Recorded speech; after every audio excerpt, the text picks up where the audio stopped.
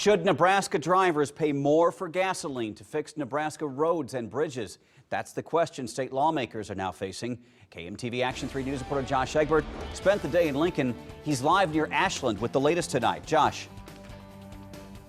Well, Craig, this bridge behind me about a mile north of Ashland was built back in 1925. It's just one of nearly 15,000 bridges all across the state, and this, like many of them, are in need of repairs. Well, one way to fix these bridges is by filling up the pump. That's at least a proposal from one Papillion state senator. Sooner rather than later, that's the message from one state senator in addressing the state's aging bridges. I think we owe it to the taxpayer not only to try to find the funds to address those, but how do we prove to them that the monies are being used the right way?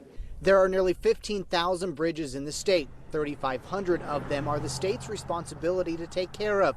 But many of them were built decades ago and are in major need of repairs. With 8% that are either functionally obsolete or structurally deficient. Senator Jim Smith of Papillion may have found the solution.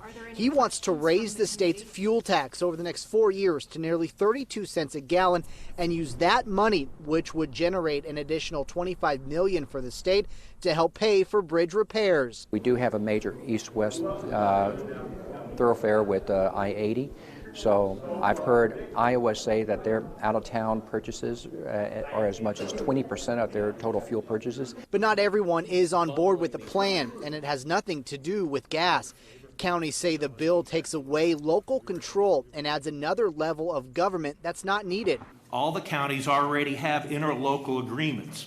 They could all work together, and we wouldn't have to have another layer of bureaucracy. Scott Japp has spent the last 30 years managing construction projects. He says the bill, which would put the repairs into packages for contractors to bid on, would put smaller companies out of work. If I have one bridge and I have 3 months to do it, I can do it as a small and medium contractor. But if I have 10 bridges to do and 3 months to do it, my firm is not large enough, and you eliminate a lot of competition. Senator Smith acknowledges the bill is not perfect and still needs work, but that it gets the discussion on repairing these bridges started.